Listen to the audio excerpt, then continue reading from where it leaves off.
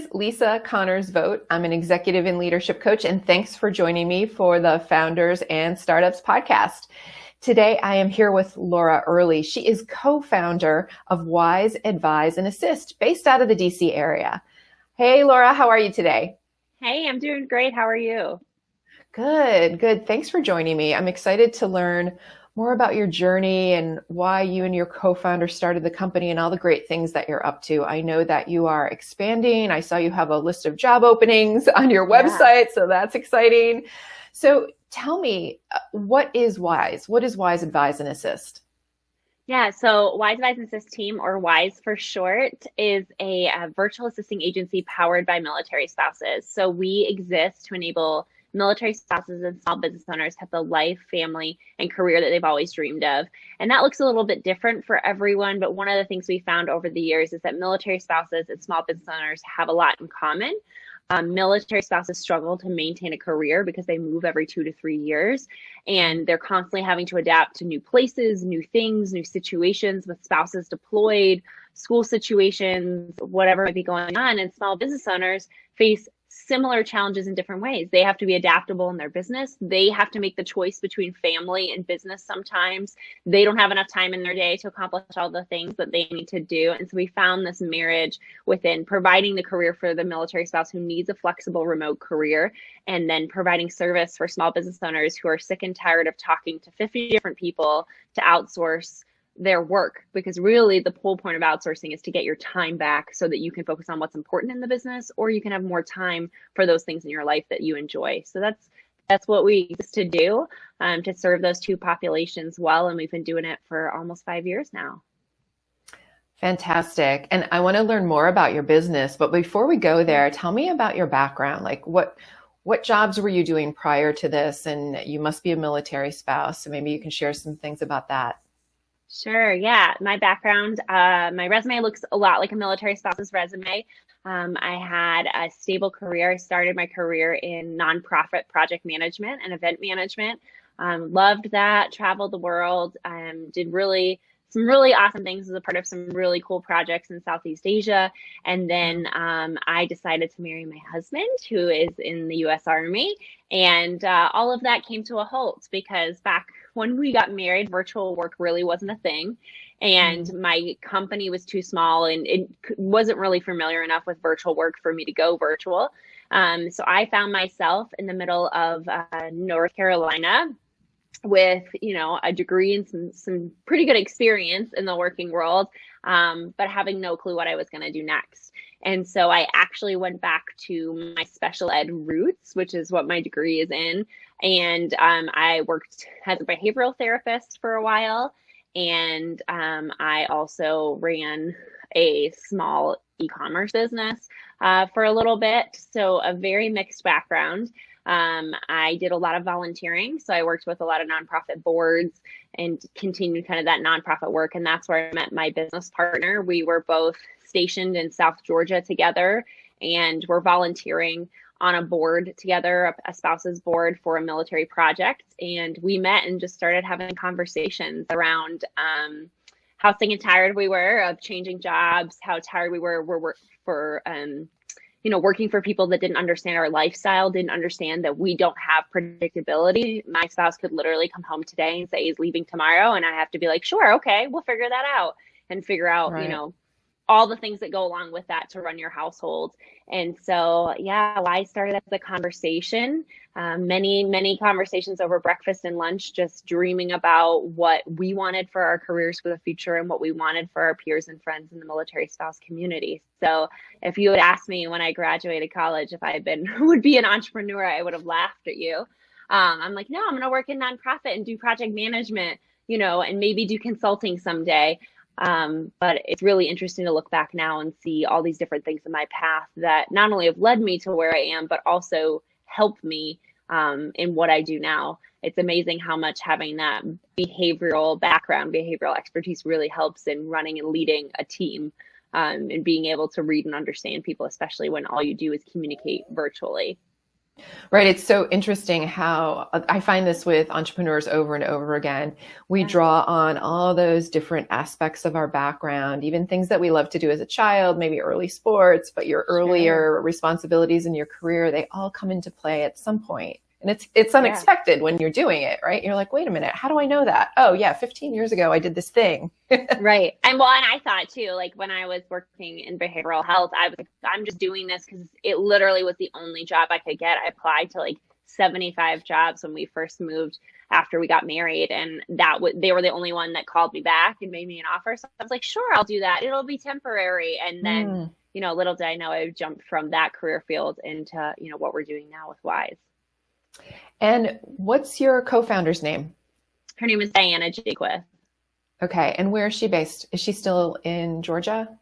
No, so let's see, I have moved 3 times since we started the business, and Diana has moved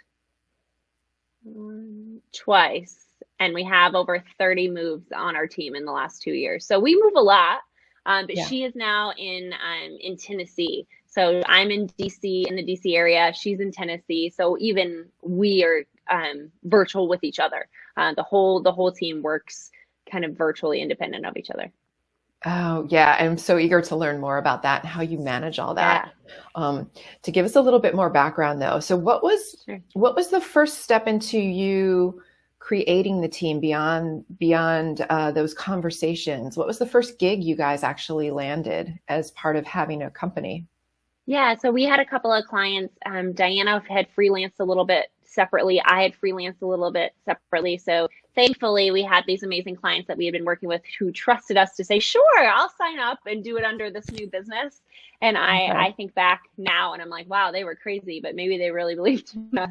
And so we started doing social media management and some research for clients that we had known through through our kind of separate lives before we came together and founded Wise. And Diana has a background in project management, and so she was doing a lot of project and product management with e-commerce, and that was kind of one of our first clients, was Hmm. someone with an e-commerce store that wanted us to do their social media, manage their back end, build out their funnels, and it all started from there. That's amazing. I need to talk to you guys about doing some work for me. As I was reading more information on your website, I was like, oh yeah, this is what I need. So we need to talk about that later. Yeah, And then there's that decision point of, is it time to bring on more people, sure. but do you need the clients first? How did that all kind of come together for you? Yeah, so our goal was always to bring on more people.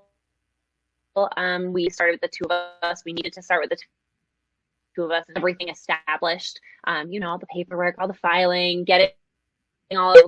payroll, all of those things that people don't talk to you about when you start a business. You're like, oh, I don't just need people. I need to know how to pay them and how to communicate with them and all of these things.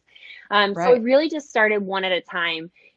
We knew kind of what our capacity could be for clients. And so when we started to get to about 60% capacity, which was fairly quickly, we knew it was time to bring on another person. And so we kept bringing people on. Kind of, it started one at a time, and then it grew to 2 at a time and 3 at a time. And now when we bring on new cohorts, as we call them, it's usually about 3 to 6 people in a cohort when we add people to the team.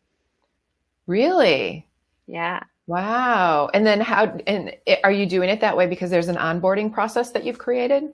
Yeah, so we've created a full onboarding process. So we do that for several reasons.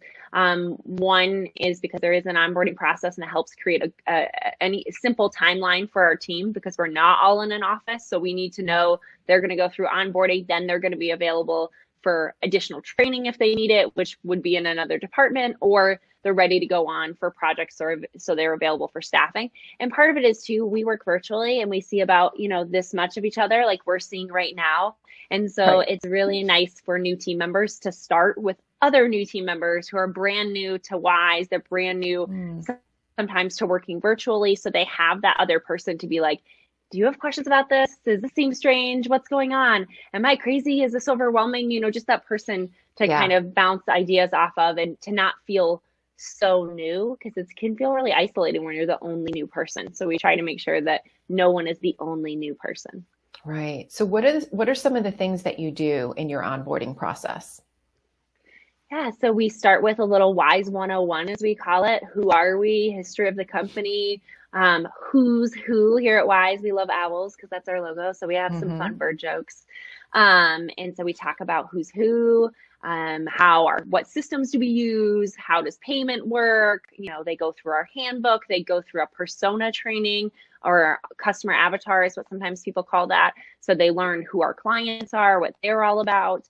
And then we give them finance training so they know how to get paid, and go through all the different systems that we use, as well as just our processes, our standard operating procedures, things like that, mission, vision, core values, just kind of forecasting who we are and what they can expect throughout their experience with us.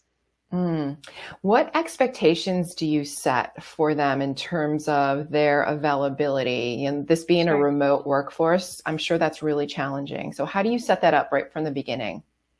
Yeah, so as part of our contracting process with team members, we talk about what is going to be your minimum availability. And we come Okay. to a contractual agreement around what their minimum availability is. They can always work more than that. But the standard is that they're going to commit to be available for at least that many hours so that we don't have a staffing nightmare when we go to staff 5 projects and we have no idea what it's time. But that is a huge part of what we do is tracking people's availability.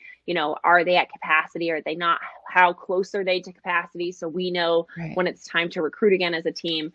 So it's certainly a juggling act, but we kind of just set the expectation that you're going to be honest and upfront with us, and we're going to be honest and upfront with you. If you don't tell us what you have available, then we can't get you the appropriate work. And then when the work starts, are they interacting directly with the client and you're not so concerned with like what they're doing on a day-to-day basis, or how are you managing that? Sure.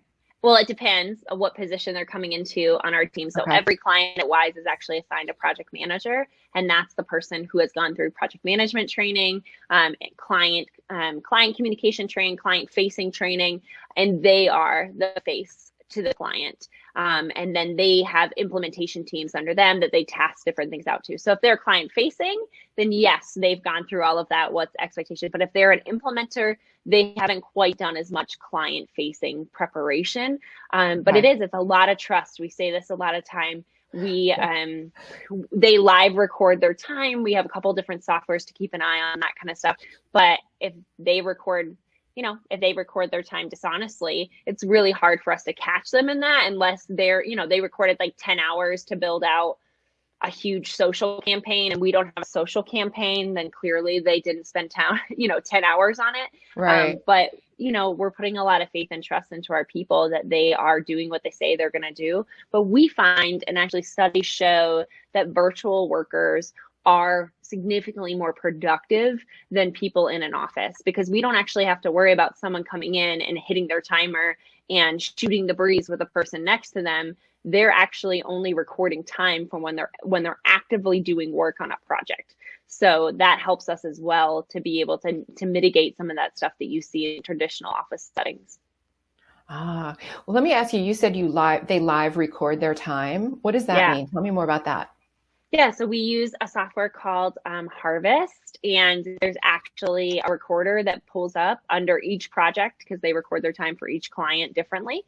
Okay. And they pull it up, they hit play, they do their work, they can hit pause, go get a coffee, go do whatever, come back, hit Oh, nice. play, start working again, and it live actively records their time. So we can actually go into our software and at any time see who's actively working and who's not. And then we can obviously see their timesheets at the end of the week and see who's been doing what on what project. And that helps us. We always tell our team, yes, it's about paying them well and appropriately, which we always want to do, but it's also about Mhm. being able to predict for our clients. Because if you say it only takes, apparently I'm on a social media kick, if you say it only takes 2 hours to build out a month's worth of social media, then we're going to use that data next time we quote a client and say, yep, you can expect this to happen within 5 hours and it's going to be X amount of money. And we use the data our team records to make those predictions. So if they're over there lying about what's going on, we're going to have a lot of dissatisfied clients who are going to come on with faulty expectations. And so Right. we need that trust on both sides to be able to keep, create a win for everyone, both client and team member. Right. Right. You must have gotten to this through some trial and error. I'm Sure. thinking. Can you share a challenge or two that you've gone through as you've perfected the system? I mean, I think 90% of being an entrepreneur is trial and failing. I actually went to a Right. networking event last night, and he's like, being an entrepreneur is like you wake up, you're so excited, and by 9 a.m., you've completely bombed something. And then by 11 a.m., you think you're a champion. And then by noon, you've bombed something again. And so, That's funny. I relate to that so Yeah, so much because true. I think there's a lot of up and down. But yeah, we've had to learn. We've had to sit with team members when they've been frustrated about not being paid appropriately for something and say, well, why do you feel that way? Well, because Hmm. I was paid this and I spent this much time. We've had to work with clients and say, you told us it would take me this much time and it didn't. We've had payroll mistakes happen. We've had to figure out software. Originally, when we started the business, we were using a lot of PayPal invoices and things. And we learned that Mm. wasn't a good idea because PayPal, if you are a cash flow heavy business and have a lot of transactions going in and out, actually puts big holds on your account. And that happened to us Oh, within our first 2 years of business. We had a massive hold on our account with PayPal and oh my literally were gosh. panicked on whether we were going to make payroll or not because PayPal was holding a lot of money of Oh my ours because God. they thought we were suspicious because we had so many transactions going in and out. So we had to learn very quickly.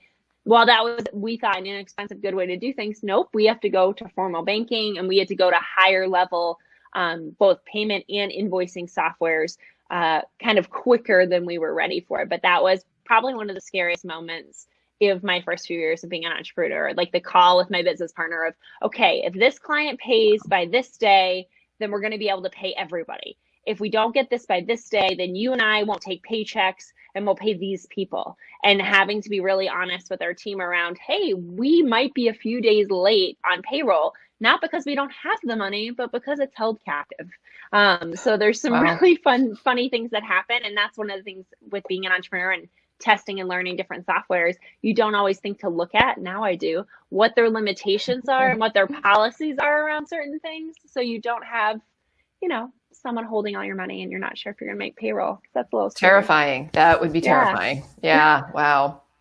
So, what sorts of things are you hearing from your employees about the benefits of working in this virtual company? How are they feeling about it? Sure.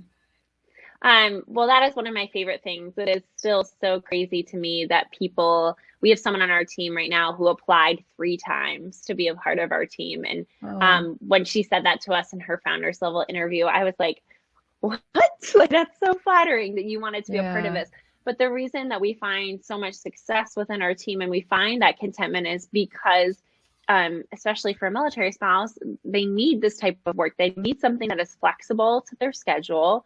They need Hmm. something that provides a career. We have a huge emphasis on career within our team. We want you to promote and move up and be here long term.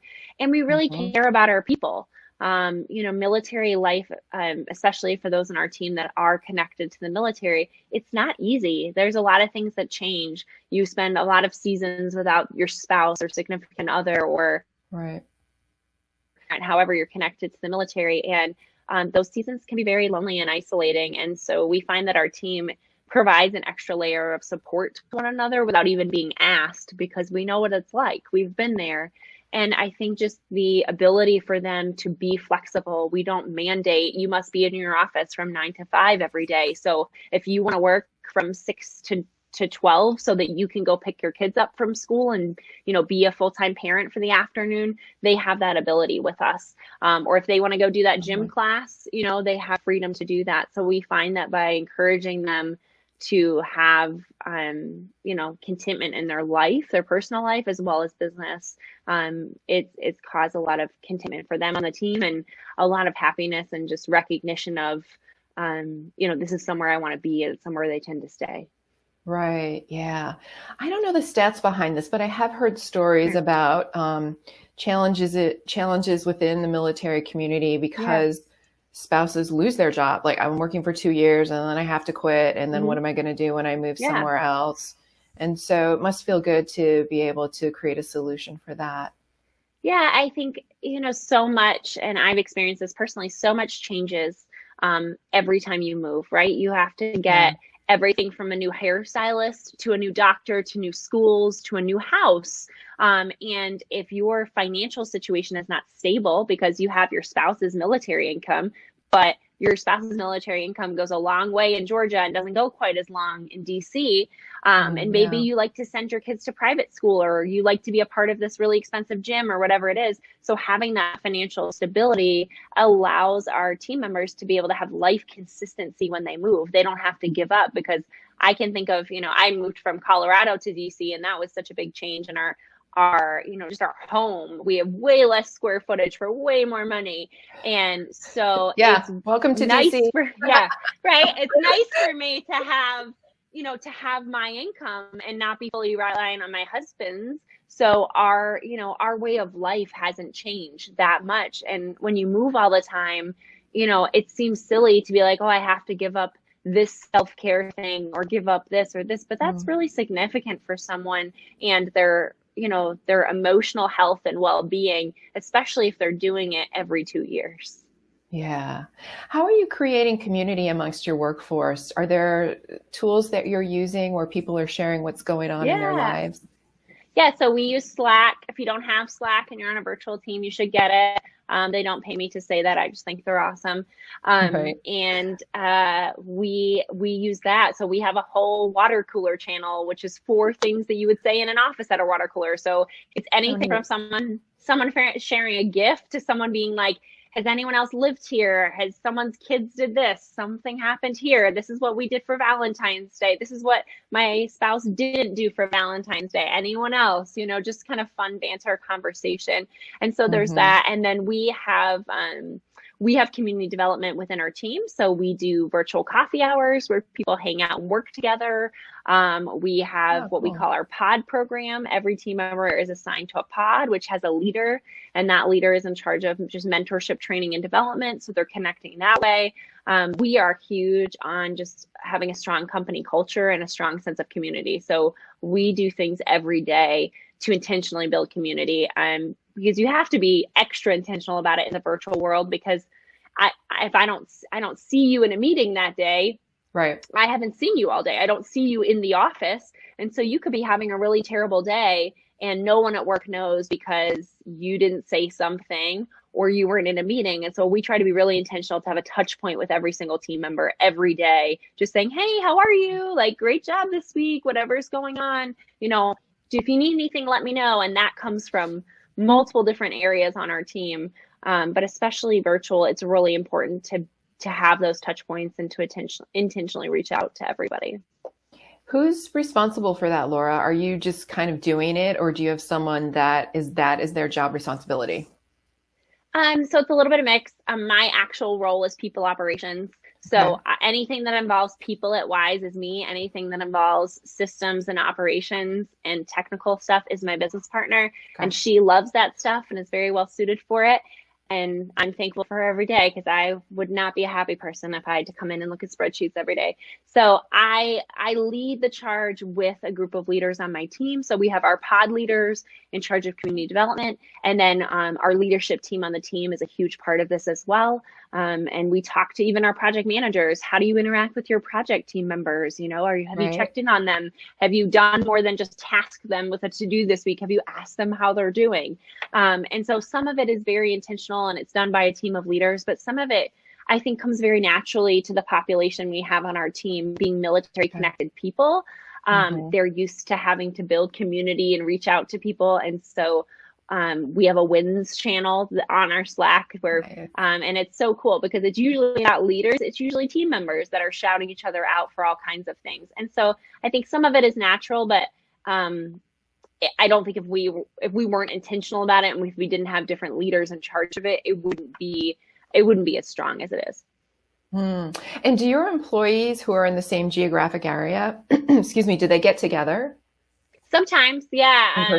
Yeah. One of our favorite things to see, and people post in the Slack channels, they'll be like, guess who I saw today? And it's like a picture of them and a team member, and you get the whole team on there and be like, oh my gosh, I'm so jealous. I can't believe that. So I was just talking to someone about this the other day, a new team member. We only have 4 or 5 geographical locations where there is more than one team member. So the vast majority Mm-hmm. of our team actually don't have someone in their area, but those people that do, they are getting it together for coffee. They work together sometimes.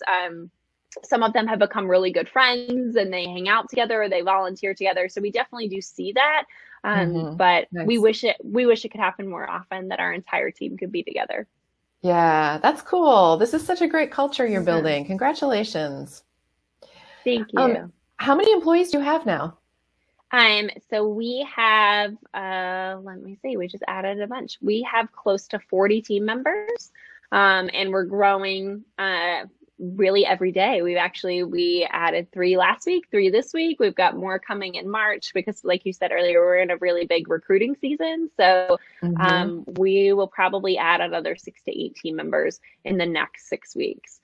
So probably we will round out 2020 between 50 and 60 people on the team. So, Laura, you've created a company that has 50 to 60 employees. Yeah. How does that feel? It feels a little overwhelming, but I don't Right. know. It's one of those things I say to Diana all the time. We are actually really bad at stepping back and celebrating the wins ourselves because we Mm-hmm. just are so focused on what we're doing. And so it's really funny to me when people are like, "How does that feel?" And I'm like, "Oh yeah, we did do that. That's a pretty good accomplishment. High five to us. Keep going." And so Right, right. it feels good. I mean, we are very blessed that we have had clients who have loved us, who refer us out to more clients, and that we have team members that do the same. And I just think it's a privilege every day that I come to work and there's people that want to be a part of what we have built. Mm-hmm. And our goal is just, we want to give more and more military spouses the ability to have a career. We just think that's so important, and that it's critical to our national security that our military spouses have careers. And so I feel like we're like, that's great. That's 50 that have it. We want to keep going so that we can offer it to more. But I mean, it definitely is an accomplishment, and it's a huge testament to our team and to our Mm-hmm. clients that they keep coming back and bringing their friends. Yeah. Tell me more about that. You said it's important to our national security that military spouses have jobs. Tell me more about Yeah. that. So we live in a dual income society. You don't have to be a military family to need a dual income. Right. And people have this like misunderstanding that that service members, military members get paid bukus of money. Let Mm-hmm. me tell you, first and foremost, that is not true. And they make, less salaries depending on their rank and depending on where they are in their military career. So for us, it's about what we talked about earlier, having that stability within your family, Right. being able to have financial stability, so that if your spouse does deploy, you can maintain a lifestyle, you can afford to have help, and to have people Mm-hmm. within your home to support you. You Yeah. can, and more importantly, for your well-being, the well-being of military spouses, that mental emotional health that I referenced earlier is so important. If a service member knows while they're deployed that their spouse is at home, and while they do miss them and life is tough, but they're happy, they're healthy, they have a good community, they have a stable career, they have something going on that fulfills them as a person, they're going to be able to go off and fight the war that they need to fight and be 100% laser focused rather than being worried about what's going on at home. And what we Mm-hmm. find a lot of times these days is there's a lot of worry because there's a lot of inconsistencies with the job market, with salaries. Families can't afford to find childcare or have childcare, and so there's so many different things that go into, you know, our soldiers being able to go off and fight a war and have a win for our country. It takes, Right. that supportive, strong family back at home, and we think employment is not it's not everything, but it is certainly a small part of what needs to be stable at home. Mm-hmm. Well done, Laura. So, as you've been growing the company, what people or resources or tools have been important to you when you've hit those rough patches or you just were uncertain about which path to take?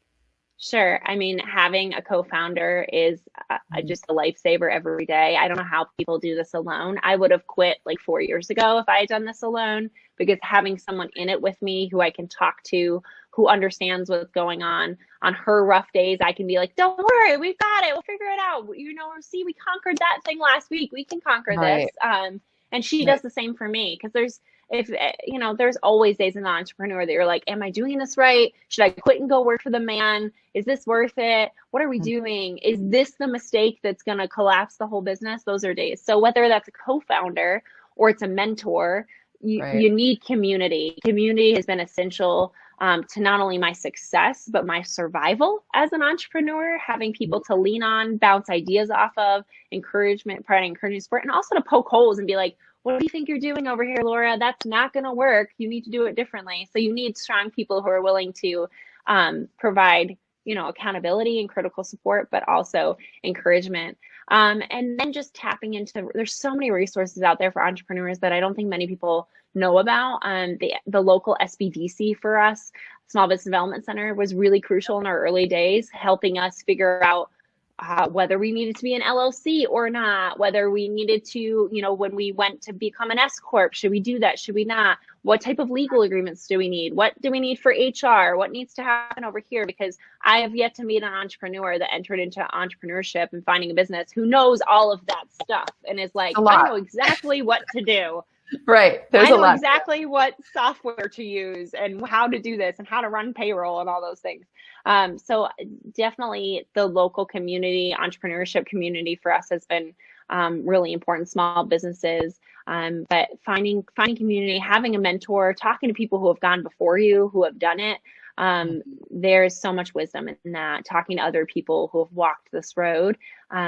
So I soak in any moment I can with someone who's been an entrepreneur before, whether they're younger in their journey than me or they're more advanced. Everyone has something to offer. So for me, that community of people has been essential. But of course, yeah, resources are great. Blog posts, online certifications, and different things that have been instrumental in just teaching me things that I didn't know how to do. Because I think back to when I went through college, so many of these technological software advances that we have now didn't exist. They weren't a thing. So I've Right. definitely had to teach myself, you know, new ways of doing things. Yeah. Where have you found other entrepreneurs to connect with? Yeah, so we're really blessed in the military community that military entrepreneurs tend to flock together. Huh. And so that's been really cool. But I've also found through the chamber, through young professionals, through if you go on Meetup and these other places, there's a lot of entrepreneur communities. Hello Alice has been a really good one. It's an online community for female, primarily female, but um, entrepreneurs, and they have local meetups and connections. And they actually give you, if you type in your city, like a whole list of places that you could get connected. So that's been a really helpful one for me. But yeah, I'll Google like entrepreneur community, or for us, we're social impact organization, social impact community whenever I move to a new place. And I've been able to find some really cool connections. Ah, that's great. Thank you. Thanks for those resources. And I'll Yeah, put those in the show notes too. I'll put links to great. those in the show notes so people can check those out online. Um, do you have another move in the works, or are you settled for a little while? So I just moved. Well, not just, I say just, it was May 2019. So I guess we've almost been here for a year, but it doesn't feel that way. But we're settled for at least 2.5 years, 3 years, potentially. 3 years feels like I need to go plant a garden. We have not lived anywhere for 3 years in our military life. We've had 5 homes in the last 6 years. So when my husband said 3 years, I was like, 3 years, what are we gonna do? Like, I feel like we need to like plant a tree or something. So no, we're settled for now, but that, you know, that could always change. We just see what Uncle Sam has, and whatever he tells us to do, we do. But we're hoping for 3 years here in the DC area. Yeah. What else can you tell us about your husband and his responsibilities?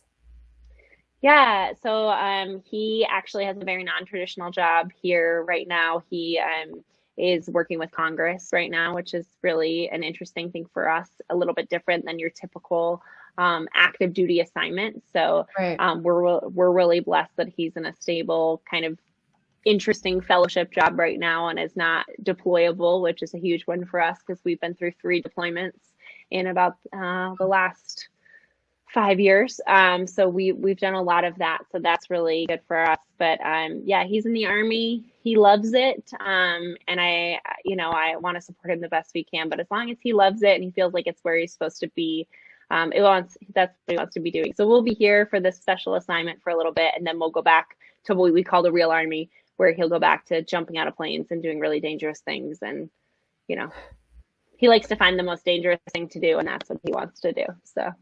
Okay. All right. Are you always aware that he's doing those dangerous things, or do you know about it after the fact? It depends what it is. And he's airborne, which means in the military, you jump out of planes on a pretty regular basis. And so typically I know if he's jumping out of a plane, doing what they have like practice jumps and things like that. But what I find, it's less in the military when he does dangerous things that he doesn't tell me. It's more in his regular life where he goes and jumps out of planes or does some sort of rafting craziness. And those things I don't find out about until after, or I don't find out about until like a year later, and we're sitting in a restaurant with friends and they're like, remember when we did this? And I'm like, oh, do we remember when we did that? I don't remember that. And he's like, oh yeah, I didn't tell you. So that's funny. It's kind of, he's one of those adrenaline junkie type people. So I've just kind of accepted that if I really need to know, I'll know. But sometimes it's just better not to know. Yeah. Agreed. Agreed. I think that goes along with children too. Sometimes you don't want to know at the moment that it's happening. Right. So tell me later. Yeah, right. So what are the things that you do to take care of yourself outside of this business? It sounds like you have a great relationship with your co-founder, and I'm sure that's helpful. But what other things do you do to take care of yourself? Yeah, this is actually something I'm really working on this year. Last year was a bad year for me with self-care. I'm a recovering workaholic, is what I like to say. And I think it's easy to become a workaholic as an entrepreneur because there's always something to do. And you can always justify why that's important. So self-care is something I'm really working on this year. I've gotten into spinning. So I go to spin class. Good. I try to go a couple times a week. I also am a huge fan of brunch. I always tell people if brunch was a hobby, it's my hobby. I love brunch. So I try to brunch almost every weekend if I can. And for me, it's about the people in my life and staying grounded. So I just love the opportunity, whether it is over a glass of wine or over brunch or over ice cream, just being able to connect with people in my life, especially those in my life who are not business owners, and kind of detach and have regular conversation about, what just happened last week on TV or what's going on in life, and not what's going on with the business. Because even my business partner and I, we have to be really conscious about this is friend time and this is business time, because otherwise every time we would get together, all we would do is talk about business. And we were friends first, and we're still really good friends. And so we have rules about we don't talk business on the weekends unless it's absolutely necessary, so that we can protect each other's time. We don't call each other in the evening unless it's a friend phone call or it's absolutely necessary. And every time we get together, we try to do them quarterly founders retreats where we have some self-care together, whether that's we go to a spa or we do an activity together. We both love being outdoors and doing outdoors things. So I do those both in my life, but I also try to encourage her to do those things, and she does the same for me. Oh, that's amazing. That's amazing. Yeah. Thank you. Thanks for sharing that. Sure. So what a journey you've been on, and I look forward to seeing where you are in just a couple years from now. What else haven't we talked about that you'd like to share before we sign off? Yeah, so our viewers are probably current people who are entrepreneurs or people who are looking to get into entrepreneurship. Mm-hmm. Yes. Yeah. So I always like to tell people, I love these types of shows, Lisa, where you're asking real questions, because I think it's really important, whether you are an entrepreneur or you're thinking about becoming an entrepreneur, to know that it's not all sunshine and roses, and that people share the highlight reel on social media. They don't always share the hard days. And so I always like to tell my entrepreneurs that I get a chance to be able to keep going, Everyone has rough days. I have rough days. I had one on Monday. So Okay. everyone has days in their business life where they question. And I think you should lean into those questions and ask yourself, is this something you really still want to be doing? You should be doing all of those things, but also know that you're not the only one out there struggling. So find that community who can help you in that. And then I am a huge, huge, huge supporter, educator, yeller about having a co-founder. I think it is the best thing you can do in your business. Find the right one. The wrong co-founder could be the worst thing that you've ever done. That's right. But having someone in this with me is the reason that I'm still an entrepreneur today. Oh, that's fantastic. Well, thanks so much, Laura. How can people learn more about WISE? Yeah, so we would love for you to follow along with us. We're at Wise Advise Team on most social media platforms. And then our website is just wiseadviseteam.com. If we can ever help you get your time back so you can enjoy the things in life that you love or focus on the things in your business that only you can do, we would love to be that resource for you. And you can do that at wiseadviseteam.com. We do a free discovery call for any potential client who's interested. And we'll be the first to tell you if we're not a good fit for you. So you don't have to worry about that. But we would love the opportunity to help you grow your business if that's something that you need. Perfect. Perfect. Thanks so much, Laura. This has been awesome. And I will talk to you soon. Thanks so much. I appreciate the opportunity.